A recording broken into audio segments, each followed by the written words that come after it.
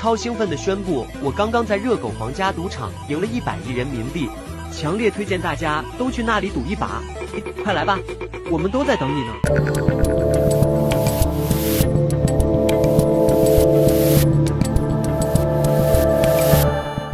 Connor just gave me the biggest, what are we doing as we played that cold open. That's just, I explained this J.D. Vance meme thing to you that's happening right now.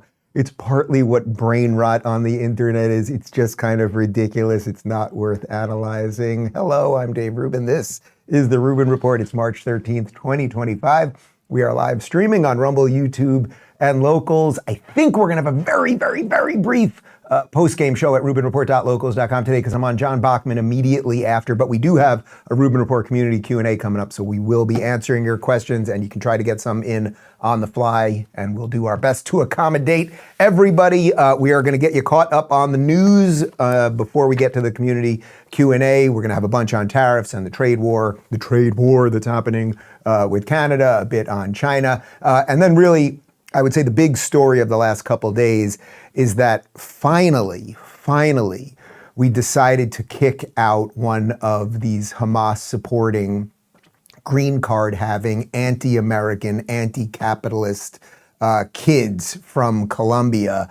And the left and the Democrats are going apoplectic. The same people who have not said a word about the kid who grew up in New Jersey, who is now in a tunnel somewhere under Gaza, are freaking out because a kid at Columbia, a Syrian national who has been at Columbia, who has been supporting terror and violence and stopping kids from going to class and occupying the school and everything else, he's getting kicked out and having his green card taken away. And Marco Rubio gave one of the single best answers to a question I have ever heard a politician or a member of an administration give yesterday. So we'll get to all of that.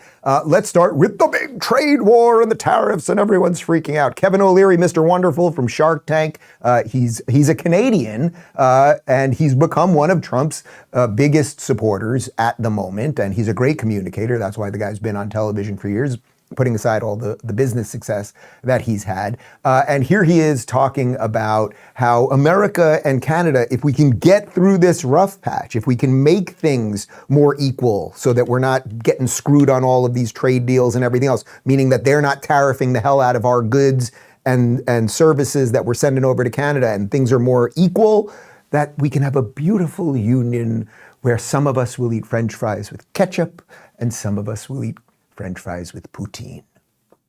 The signal that Trump's put out multiple times is what an incredible economic union could be formed if we eradicated tariffs and joined the two economies, not buying the country and just making Canadians Americans. Sovereignty's off the table. I don't want to rewrite the words that Trump himself has said out of his own mouth. He said two things. He believes in an economy that is powered by tariffs. He believes in tariffs, not that it's a negotiating tool. He wants the tariffs because he wants the money. The second thing that he said is that, you know, who knows if this is real, but he keeps repeating it. He wants Canada to be the 51st state. So why are you asking us to ignore what Trump is saying? Because you've been watching Trump for 12 years. From all that comes an interesting opportunity. In Canada, you've got the United States of America, the largest consumer market on earth, and Canada, the richest country on earth with everything everybody needs every day. You don't have to buy the country, and they're not selling their sovereignty, but if you get an economic union with no tariffs and maybe a common currency and maybe a common passport and maybe something that could be done around making sure that everything is equalized, China will never catch up. All right, first off, again, this thing that it's always worth reiterating, when someone is telling the truth, they can speak calmly and it's not over the top. And I know that facts don't care about your feelings, but you can kind of feel it, right? Now, remember, he is a Canadian. So do you think he's trying to sell Canadian sovereignty to the United States? Like, I don't think so. I don't think so. What he's talking about is eradicating tariffs. Trump's whole point with laying tariffs on Mexico and with Canada specifically, remove China from the equation for the moment, is that we are getting screwed in the tariff war, meaning that they are putting massive tariffs on the goods that are imported into Canada, and we don't put massive tariffs on the things that we import from Canada. Trump ultimately wants to eradicate tariffs. There's very few, well, I suppose there's somebody, but I don't think there's that many people who know much about economics that want trade wars and tariff wars. We'll tariff you more, you'll tariff us more. The idea of applying the tariffs is so that we can eradicate the tariffs, so we'll have even trade throughout. That's number one. Number two, you know, for a long time, there's been the debate about who's the most racist person on television, whether it was Joy Reid or Sonny Hostin. And I think I did beat Megyn Kelly by default because Joy Reid's no longer on television, although Megyn Kelly's argument was she won because her lady got fired for racism. I leave that to you, the viewer. Abby Phillips, the host of this show, I don't know that she's racist per se, but she seems like the dumbest person on television. She seems very afraid of every word that's coming out of her mouth, and as if she doesn't believe it. But also this idea that Trump said something, and if you don't think his answer was so right, have you heard a word that this guy has said in 12 years? Trump floats ideas to get conversations going. So that's what he's doing with the tariffs, with the goal of eliminating tariffs altogether. If you take him literally it's a negotiating tactic. It's just incredible these people don't understand it. Here is Commerce Secretary Howard Lutnick explaining that even more. And this is really fascinating, and I'm shocked that the lefties aren't on board this one. Trump wants to eliminate taxes for anyone who makes less than $150. Is to have external revenue. You know, the way I think about it, we all are so used to paying taxes. We're so used to it. We have like Stockholm syndrome. You know, don't stop the Internal Revenue Service, God forbid. How about this? The rest of the world leans on our economy, breathes off our economy. Not only is our economy $29 trillion GDP, but we consume $20 trillion a year. We are the buyer of everybody's stuff. We buy everybody's stuff. So who's more important, the people who sell stuff or the people who buy stuff? So we are the buyer of everybody's commodities, products, goods and services. Everything comes from us, right? Let them pay a membership fee. We all understand that model. Let them pay. How about we, you and I, and every single person we know pay less? How about no tax on tips? How about no tax on overtime? How about no Social Security? How about all those things? These are the kind of thoughts that will change America. I know what his goal is. No tax for anybody who makes less than $150,000 a year. That's his goal. And that's what I'm working for. All right, so first off, we just double checked just to make sure. So right now, when we export dairy goods from the United States, from our farms to Canada, we pay a 200% tariff on that. So think about what that does, and then I'll address what Lutnick said. Think about what that does. That it basically makes it so that we really can't sell dairy products in Canada. Because if you're a Canadian and you're looking at cheese, and you're like, boy, I could buy this Wisconsin cheese that's $25 because it's been 200% tariffed to get into the country, or I can just buy Canadian cheese. You're obviously gonna buy Canadian cheese, even if you love good old-fashioned Wisconsin American-made cheese. It's just obvious. So that's one thing for the relative to the previous clip. Now, as far as Lutnick, first off, let's do the end first. Get rid of taxes for anyone under 150. I've never heard anyone float that, but okay, great. They are eliminating waste from the government. We are realizing the government doesn't need as much money, and wouldn't it be nice? The bulk of people in America make under 150 grand a year. That means the bulk of people would not pay taxes. We would not pay income tax. There'd still be sales tax, there's property tax, there's payroll tax, there's all sorts of other taxes. So the government will still have some money. It doesn't need as much as it's gotten. We definitely understand that at this point. So that would be pretty good, right? Like that's actually kind of progressive, you might argue. That might be kind of populist in a leftist sense, that some people who have less will have more benefit. Now, by the way, it creates a series of problems because if you make 150 or under, you're not taxed, but now you make 155 and you are taxed, and then there's a certain class warfare that could develop out of that. Those are secondary things that would have to be thought about. Okay, but the point there is don't tax tips, don't do income tax. They are trying desperately to have us all rethink this. And I think it's really, we have the Stockholm Syndrome. We have this idea that the government is so good to us. If we just gave it more, it would do more for us. And that is completely wrong. Let's jump back to Kevin O'Leary, because here he is talking about Elon and eliminating this waste and fraud, which ultimately would lead to, yes, more money in your pocket. Whether you like me or not, I'd like you to have more of your money. We catch anybody doing it because they're harming a great American company. When you do that, those people are going to go through a big problem when we catch them.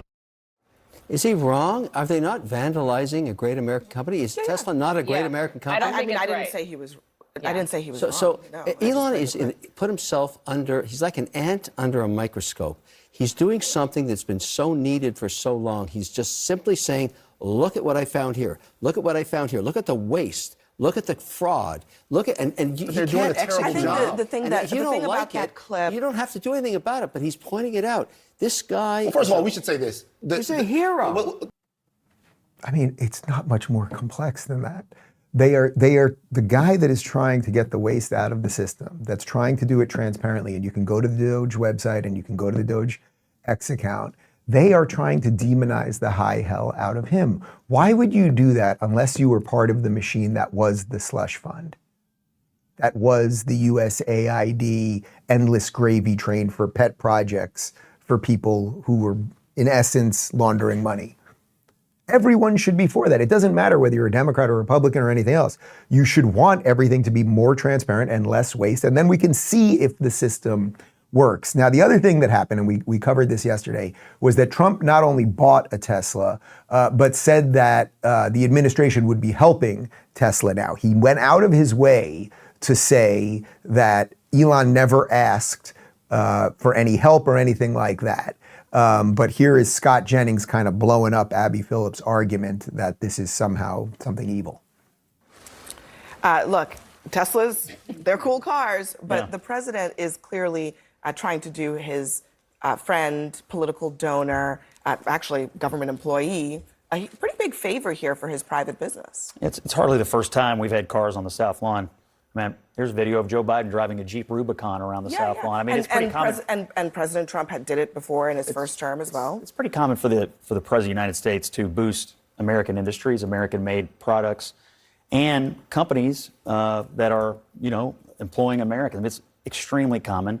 He obviously has a close relationship with Elon, who, by the way, is, I think, unfairly under attack. And this company is unfairly under attack. You have these insane people all over the country chasing people down in their Teslas in New York City. I had a friend who tried to trade his Tesla in New York the other day, and there were protesters screaming at his children. Look, these people are unhinged, there is some and they deserve support from the government. Let's be. I don't know who that black gay cowboy is, but he definitely likes a little Scott Jennings. Okay, yes, it is completely common. Joe Biden did it. They bring on, whoa, look at that. I didn't even know we had the picture. Look at that. That is a man with dementia who should have never been allowed to even be sitting in the driver's seat of a car. And there he is with a Jeep Rubicon. So there you go. Somehow Abby Phillip, was she even on TV at the time? I'm guessing she did not do a segment about that. By the way, Scott Jennings is also right. Elon's company is under assault. We covered it yesterday. There are paid protesters going to Tesla showrooms and going to Tesla charger stations and violently protesting. It's one thing if you protest, as misguided as it might be in this case. But if you vandalize a Tesla charger station or if you break a window, that is domestic terrorism. It is the definition of domestic terrorism. So the funny thing that's happening here, and this is the magistry, we could say, or the magical nature of Donald Trump. What he is able to do is get his opponents to stake out the most idiotic positions. So they now hate a man who was a lifelong Democrat, who was doing more for the green movement than anybody else, who has become such an enemy to these people that he has had to move several companies out of Delaware. He took, where they were incorporated. He took several companies out of California. And then this is just kind of funny.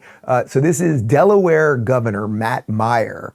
And he's on CNBC and he's asked about Elon. And he knows he's a Democrat, so he has to hate Elon. But watch how muddled this gets. If Elon's watching right now, what would you tell him? Elon who? Musk. Elon Musk? Yeah. Please stop cutting our federal government with a chainsaw. Please preserve Medicaid. He meant about his shares. He's not coming back to Delaware with that The message. shares, Elon, he's running his company. I don't know. Right. I don't have much. What do you think? I'm the governor of a state where a lot of people incorporate because we used to have benefits for companies to do that? What am I doing here? I mean, again, the Democrats are so damn thin that that's what you get if you live in Delaware. You get that guy pretends he doesn't know who Elon is, then pretends he doesn't even know the question, doesn't want to address why Elon took his corporations out of Delaware. Like, these people are just absolute clowns. Let's not forget that Elon's pay package to Tesla, remember this, where he took no money and said, I will only take money from Tesla if we hit these absolutely insane markers over the years, which of course Tesla did because it's a great product. Well, then it was a Delaware judge in January, a year ago, January of 24, who struck down his pay package, which I think is still hung up in the courts, or did they then reverse that? I'm not even sure, but that's basically why he took his company out of Delaware. Just ridiculous. And if you'd like more ridiculousness, let's go over to the televised mental institution known as MSNBC, where Lawrence O'Donnell, a middle-aged straight white man who for some reason does not step down to give a crippled bisexual lesbian his job, he doesn't like Elon either. Elon Musk does not understand the country where he now lives. Elon Musk would fail by a wide margin a high school AP American history test. He grew up in white South Africa, going to a segregated elementary school and high school where he learned nothing about American history, American law, American free enterprise, where every company gets to decide where, how, and when they will advertise and where they won't, and where no company is allowed to advertise on federal property. A country where advertisers have never wanted to be associated with Nazis. Elon Musk is such a bad salesman that he was stupid enough today to bring even more attention to the latest disturbing challenges the Tesla owners are facing thanks entirely to Elon Musk. Lawrence O'Donnell, you're a fucking retard. And I'm going light on you right there. You're just an awful human being. You're a terrible broadcaster. You're deeply inauthentic. You're reading a hack script from your corporate masters, and you're just a piece of shit. I apologize for the choice language. I do, actually. Imagine saying that to a Mexican. There's this Mexican business leader, and he grew up in Mexico. And because he grew up in Mexico, he doesn't know anything about America. And also, it's actually worse than that, because his implication is he grew up in South Africa, white supremacist, Nazis support him. You're just a fucking retarded piece of shit. And you don't deserve that chair, and you'll be fired too, and the revolution will eat you too. You loved this guy 2 years ago. Do we have evidence of how the mainstream media loved Elon 2 years ago? We do. We have one of those kind of things that proves exactly the point that I'm talking about right now. Well, you just go ahead and play it whenever you I would argue that the new Jesus Christ of our era are Steve Jobs and Elon Musk, and it's important to have heroes. The 47-year-old engineer has been called the real-life Tony Stark, better known as Iron Man. Elon Musk, a.k.a. real-life Iron Man. The guy is brilliant. He is a genius, and at least for now, the world is better off having Elon Musk in it than not. Elon Musk is one of the most interesting people in America. He's in the world, and I guess in the universe. Elon Musk is doing things that may revolutionize transportation and climate change. When somebody as staggeringly rich and staggeringly intelligent as Elon Musk talks, people listen. So what happened, guys, is that Elon Musk ripped off the mask and said, I'm a white supremacist Nazi who wants to sell electric cars and send people to Mars?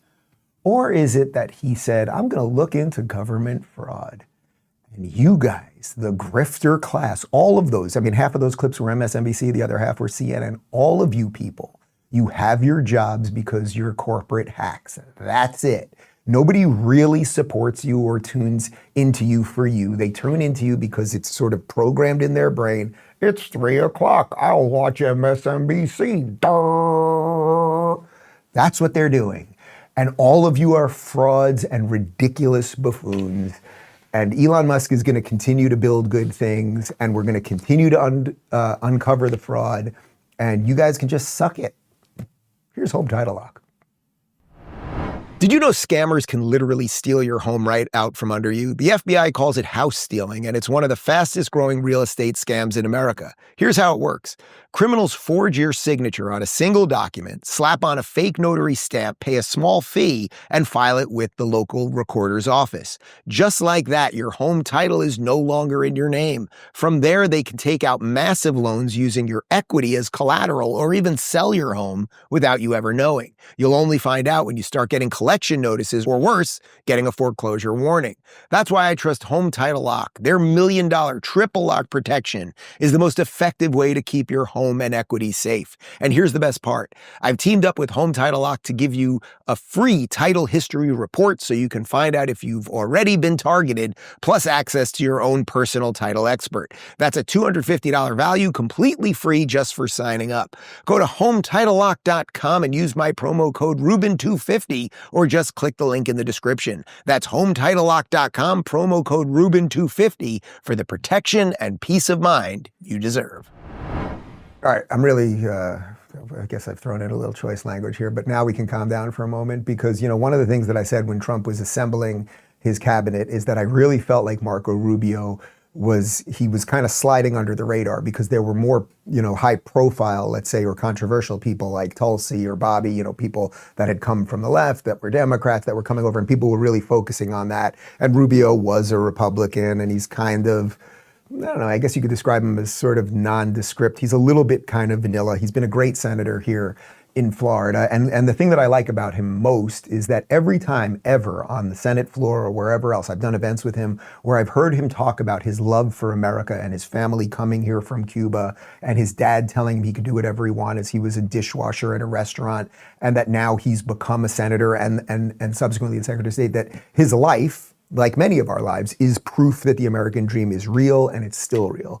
Marco Rubio was asked a question yesterday about this guy, Mahmoud Khalil, who is a Syrian national on a green card, who has been one of the leaders of these pro-Hamas protests. The pro-Hamas protests, which took over campuses, which did not let students and some faculty on campus, which were violent, and they occupied buildings and broke windows.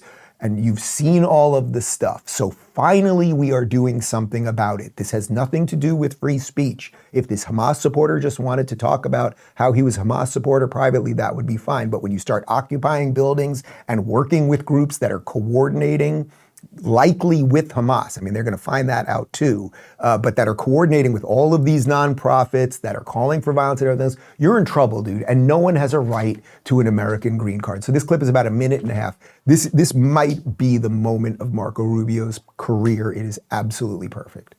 President Trump appealed to a lot of Americans during his campaign on free speech arguments and not suppressing speech, especially from the government. But your revocation of the green card, to many, is seen as one of the most anti-speech actions a secretary could take with his powers. How do you respond? Yeah, when you enter this is an important point, and I'm glad you asked this question. When you come to the United States as a visitor, which is what a visa is, which is how this individual entered this country, as on a visitor's visa, okay, you are here as a visitor. We can deny you that visa.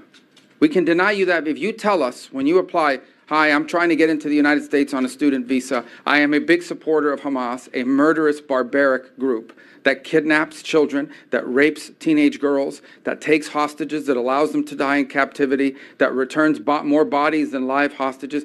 If you tell us that you are in favor of a group like this, and if you tell us when you apply for your visa, and by the way, I intend to come to your country as a student, and rile up all kinds of anti-Jewish student, anti-Semitic activities. I intend to shut down your universities. If you told us all these things when you applied for a visa, we would deny your visa. I hope we would. If you actually end up doing that, once you're in this country on such a visa, we will revoke it. And if you end up having a green card, not citizenship, but a green card as a result of that visa while you're here in those activities, we're going to kick you out. It's as simple as that. This is not about free speech. This is about people that don't have a right to be in the United States to begin with. No one has a right to a student visa. No one has a right to a green card, by the way. So when you apply for a student visa, or any visa to enter the United States, we have a right to deny you for virtually any reason. But I think being a supporter of Hamas and coming into our universities and turning them upside down and being complicit in what are clearly crimes of vandalization, complicit in shutting down learning institutions. There are kids at these schools that can't go to class. You pay all this money to these high-priced schools that are supposed to be of great esteem, and you can't even go to class. You're afraid to go to class because these lunatics are running around with covers on their face, screaming terrifying things. If you told us that's what you intended to do when you came to America, we would have never let you in. And if you do it once you get in, we're going to revoke it and kick. How perfect. How word for word perfect. If you had told us when you were applying, we wouldn't have let you in. And guess what? Now you're here and no one has a right to a student visa. In this case, it's a green card. As he said, no one has a right to a green card. This isn't about speech. I'm seeing a lot of confusion by an awful lot of people online. Some people who I usually respect that this is a free speech issue. It would have been a free speech issue if they were protesting peacefully, but they were occupying buildings. They were stopping kids from going to school. Even putting aside the calls for genocide and saying and all the horrible things they said, and the school itself has a conduct policy that they clearly have just shredded. The same school that years ago was worried about trigger warnings and safe spaces and everything else. Then they start screaming genocide and keep Jews off campus and whatever. But that's up to the school to have their own policy. But no one is due or owed a green card in the United States. And guess what? They are finding out that this guy is connected to all sorts of organizations that are calling for violence and much more. Ryan Morrow on Twitter, he's an investigative researcher. He's been doing this for years. It's a long thread. I probably won't read all of it, but we'll just give you a little bit here.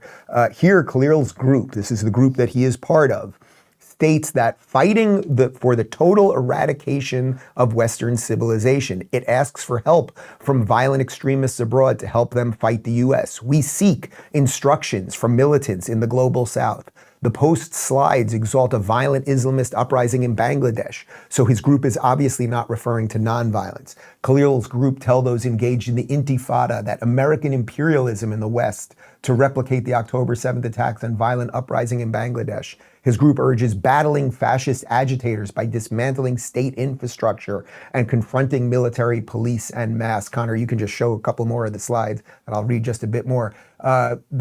His group says, we in America must be killed, jailed, tortured, and targeted in order to genuinely threaten the state as part of a global intifada. I retweeted the thread, so if you want to read the entire thread, I mean, it just goes on and on. This is a group that this guy was part of.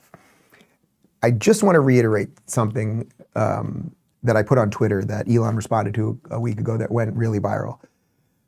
When we show you guys the videos of the jihadists running the show in France, in Paris, and in London, in Britain, and in Belgium, and some of these other European countries, in Germany, etc., what do you think the average German, the average guy who's at the pub in London, what do you think they wish they would have done if they had realized this all was going to happen, if they had a time machine and they could go back 15 years? You think they would do it differently? And the answer is obviously yes. And we are doing it differently right now. You cannot come to this country with the plan to destroy this country. That's not us really being dicks. It's just us being Americans who love this country and love the fact that we're a pluralistic nation of all sorts of people who can come here and think all sorts of things. But one of the things that you can't think, and especially that you can't act on, is the desire to destroy this country and destroy capitalism and destroy Western civilization. That's not asking much. Pretty low barrier, pretty low. But if you can't do that, you gotta go home. I saw this, I love actually, obviously we read a lot of things from authors and from thinkers and think tank people and politicians, but every now and again I see something from just a random anonymous Twitter account, and I think it illustrates it perfectly. So bear with me here. I think we're going to show you some video of the violence while we do it. This is from Defiantly Free on X. Mahmoud Khalil's deportation isn't just a legal formality. It's a line in the sand, a blazing signal to every America-hating agitator that our nation will not bow to chaos. This green card holder, this so-called activist, has spent his time at Columbia University not building a future, but tearing ours down. He's been a ringleader in pro-Palestinian protests, accused of cozying up to Hamas, a terrorist group that wants nothing less than the destruction of our allies and the destabilization of our way of life. And now the radical left is screaming to keep him here? Absolutely not. We must win this fight, and we must win it decisively. This isn't about one man, it's about the precedent. Let Khalil stay, and you're rolling out the red carpet for every foreign radical who dreams of turning our streets into battlegrounds and our campuses into breeding grounds for hate. The Trump administration gets it. Deporting Khalil sends a thunderous message. If you come here and then spit in our face by backing terrorists and sowing discord, you're gone. That's deterrence. That's America first. Anything less is a surrender to the woke mob who'd rather coddle a Hamas cheerleader than protect our sovereignty. The Democrats are terrified because they know the truth. Khalil's deportation rips the mask off their game plan. They've unleashed an entire arsenal. Activists, lawyers, bleeding heart politicians to shield him because if he goes, their whole house of cards collapses. They thrive on chaos, on importing people who despise everything we stand for, all to fuel their color revolution fantasies. But we're not here for it.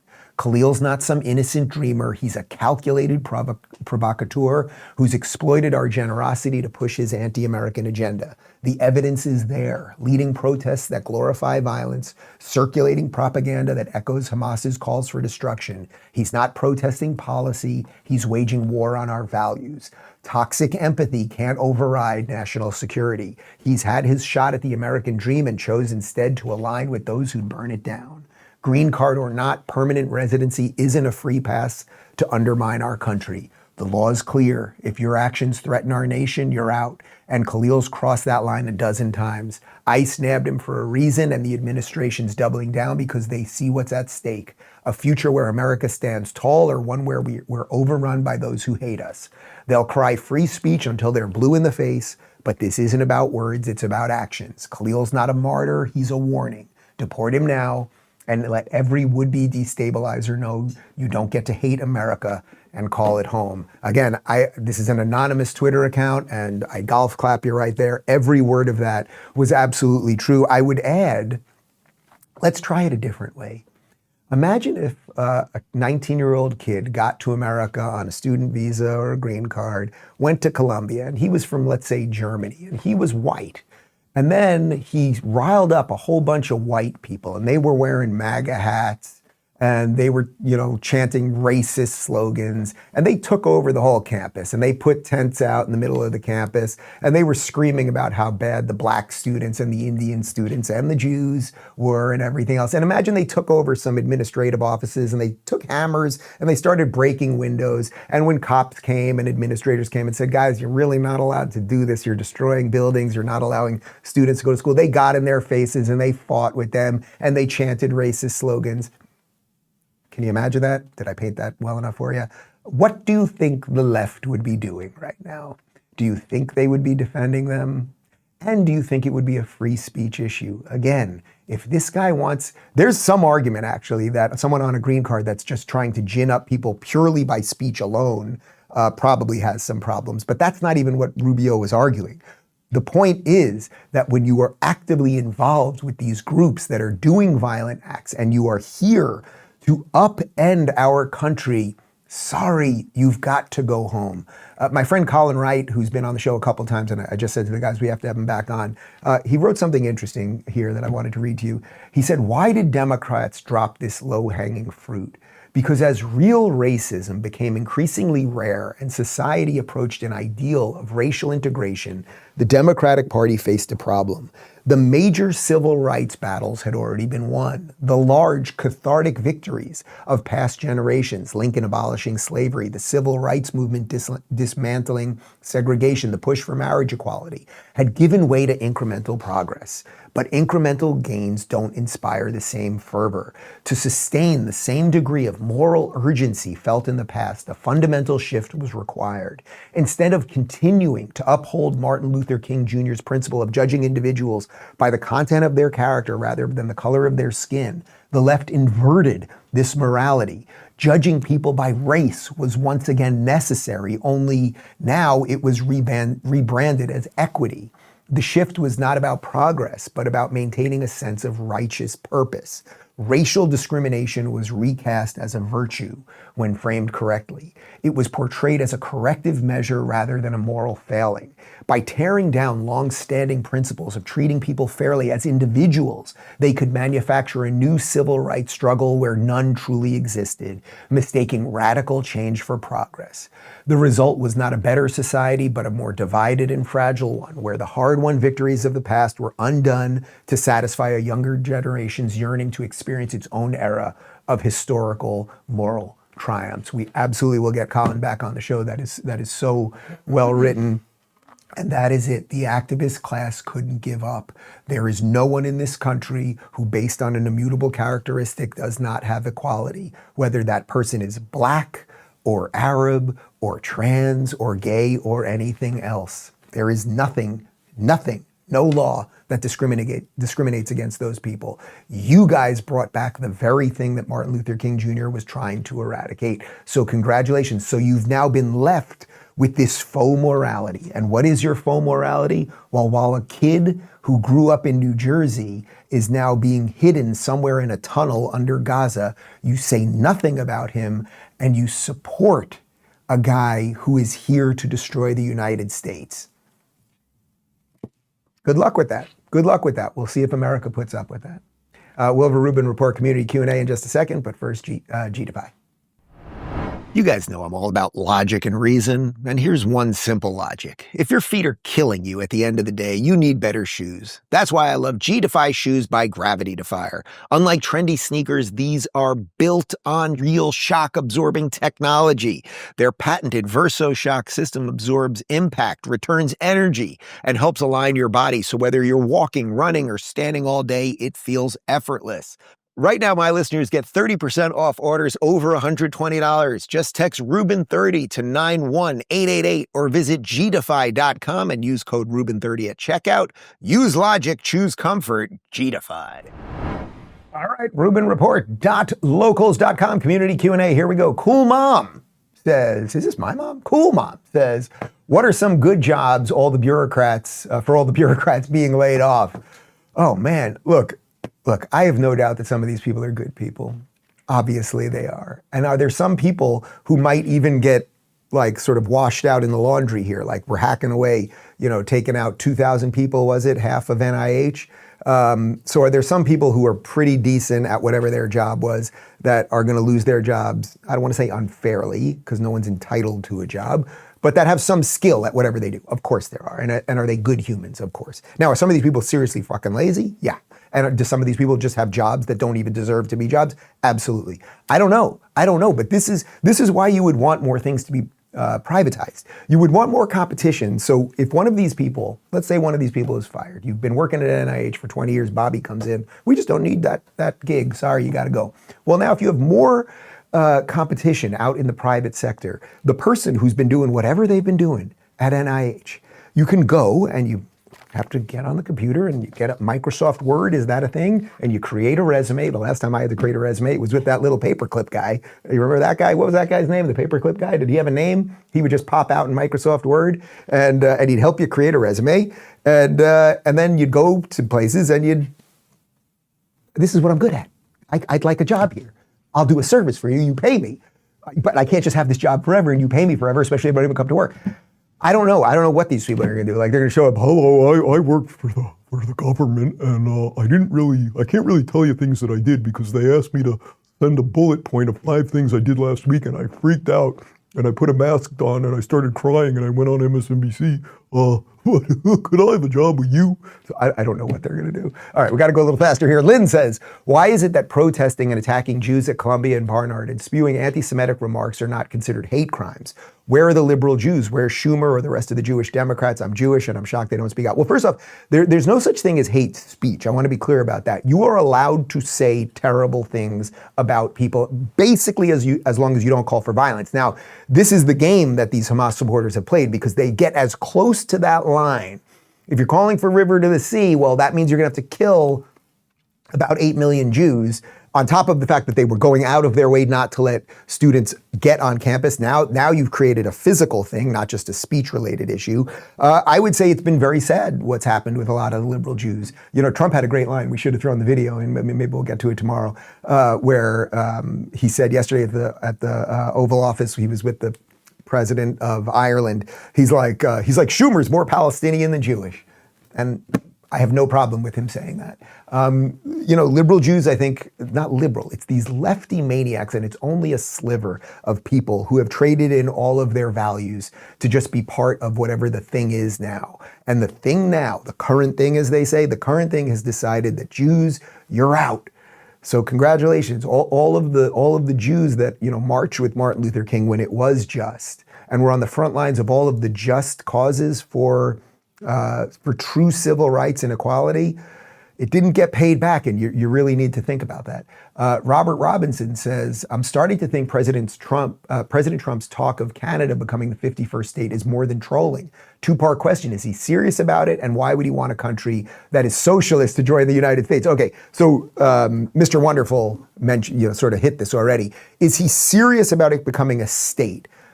Probably not exactly. First off, just the optics of it as a state, meaning it's so freaking huge. It's basically the size of America in totality, even though they have way less people. Like, the optics of it would be a little bit weird. But is there some arrangement, when he talked about yesterday that somebody just took a ruler and drew that border, is there some arrangement that we could enter into? Because Canada is so rich when it comes to natural resources and all the oil that they have in Western Canada. Is there some arrangement where we could have security? It would sort of be like a Ukraine situation where there's, oh, you guys have something valuable. We can have some sort of security arrangement with you, and then figure out, oh, and we're going to have more equal trade and everything else. So yes, I don't know that he means it in the most literal sense, but this is where you should. Trump is usually directionally right about things, and if you get caught in the literal part, then you're going to get lost. What was the second part of that question? Go back for 1 second. Oh, and why would you want a country that's socialist to join the United States? Look, for whatever degree Canada is socialist, there's also an awful lot of freedom-loving people, although I think most of them are the snowbirds that now live in, live here in Florida. I don't know, maybe you can make it a territory or something like that. Mauser says, what exactly is a TikTok? TikTok. What exactly is a tic-tac? Clearly not a fruit, vegetable, meat, or mineral. I'm needing some answers here. This is why I do the show, because people come to me for these types of questions. We went into Grok, and we got the answer for you right here. As an AI, I don't have taste buds or a preference for candy, but I can weigh in with some fun logic. Tic-tacs are small, quick, and give you that instant minty zing. Great for a no-nonsense refresh. Though, comes with a cool dispenser and a bit of nostalgia. Plus, you get more variety and flavors. If I had to pick, I'd lean towards Pez for the gimmick factor, but who doesn't love a tiny candy shooting toy? What's your take? I don't think it's a vegetable. Look, Bobby doesn't want you to have them, so ease up on the Tic Tacs. That's what I would say. Chipster says, how is ending the war not supporting the Ukrainian people? That is a great point. That's a good bumper sticker idea that I will use going forward, right? Like, oh my God, we're screwing Ukraine by forcing a ceasefire so less of their people will die. You evil rat people. Bradford Skyle says, when are you going to completely stop ever showing employees of The View and MSNBC? It's an endless debate we have. At some point, guys, if we can fix America enough, if their relevance has, I know there's an argument that we make them relevant by talking about them here. I've discussed this with a lot of other people that do similar things that I do. We're always conflicted by it. There's some worth in showing the craziness. On another hand, is it shining too much of a light on them? And also the media has completely flipped now, so it doesn't matter. I don't know what the answer is. I am open to suggestions, but I will tell you, we've tried to do it a little bit less. I think you've noticed that, so stay tuned. Lynn says, there's a saying, keep your friends close, but your enemies closer. What don't these CNN morons get? Rubio was great and pretty much said it all in a nutshell. Yeah, that Trump has brought in people who, Marco Rubio is the best example of it. He ran for president against Trump. Trump said absolutely horrible things about little Marco, and Marco said some pretty terrible things about Donald Trump, including, I think, that he said at one debate he thought he was wearing a diaper. And here they are. And it's as good a duo as Elon and Trump. So I don't think they're enemies anymore, but it stands to reason. At one point they were enemies, now they're close and there's good things happening. So yeah. Field of Greens real quick, more questions on the other side. The same people who spent years forcing mandates and dictating how we manage our health are now pushing back when we take control of it ourselves. That's why I'm reclaiming my health with Field of Greens. Americans' confidence in healthcare has hit a 24-year low. Yes, there's a new administration and change is coming, but change takes time and your health can't wait. We all know eating healthy is the key to staying healthy, but life gets busy and sticking to a perfect diet isn't always realistic. Field of Greens makes it easy. It's real, whole fruits and vegetables, that's it. Just one drink and I've got a healthy head start on the day. Every ingredient in Field of Greens is doctor selected for specific health benefits, supporting your heart, lungs, kidneys, metabolism, and even weight management. And here's the best part. Field of Greens promises that at your next checkup, your doctor will notice your improved health or your money back. I've got a 20% discount to get you started. Go to fieldofgreens.com and use code Rubin. That's fieldofgreens.com, code Rubin. Lil Fella says, wouldn't an open southern border in the Biden era be considered human trafficking? Yes. Yes. It should have been, and it should be. And that's another reason why we needed to stop this nonsense. We don't know who is coming in. There were adults coming in with kids that often did not know the kids. There were plenty of videos of that where they would, somebody, an actual like on the ground journalist would be like, is that your dad? And it would be like a 5-year-old girl like, no.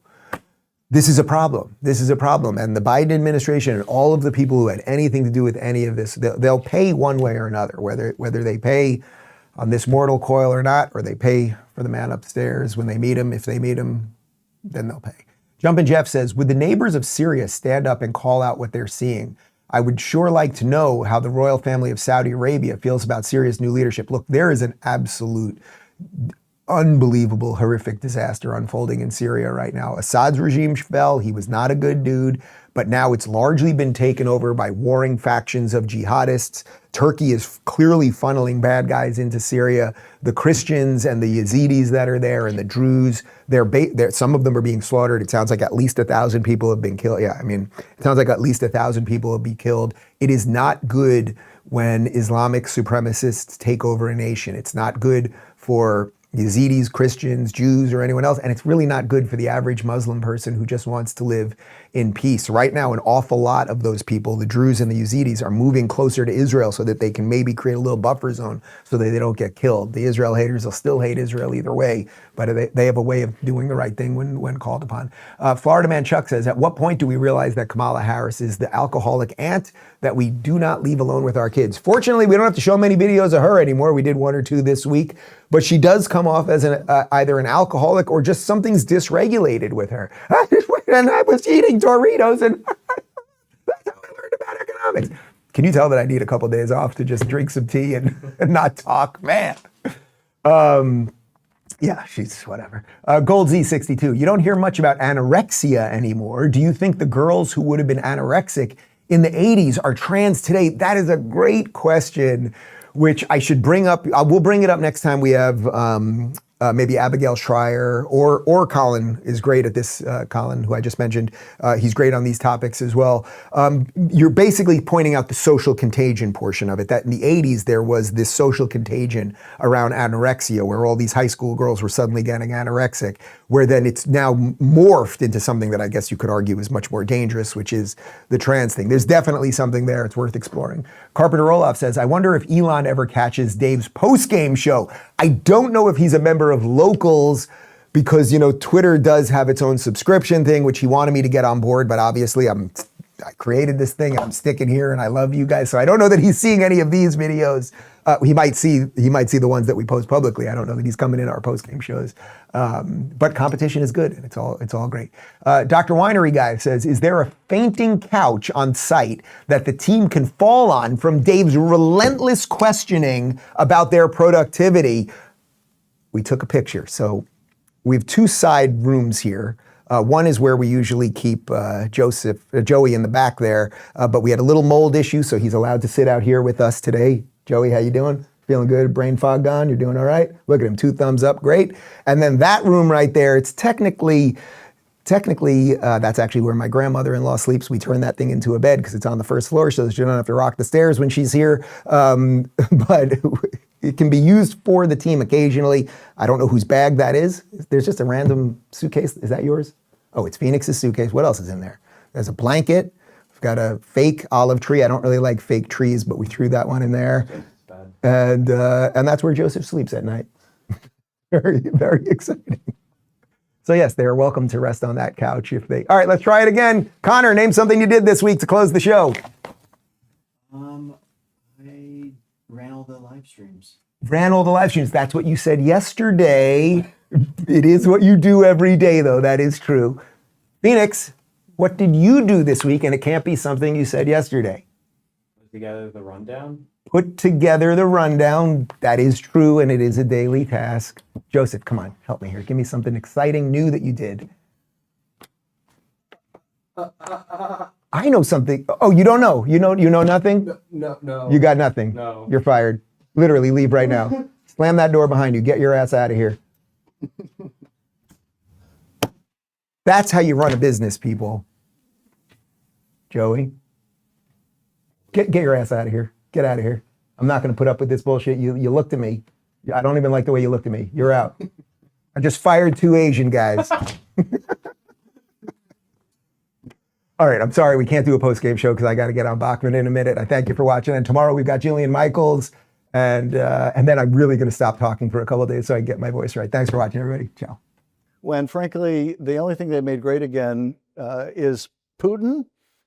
They've made egg prices great again if you like high...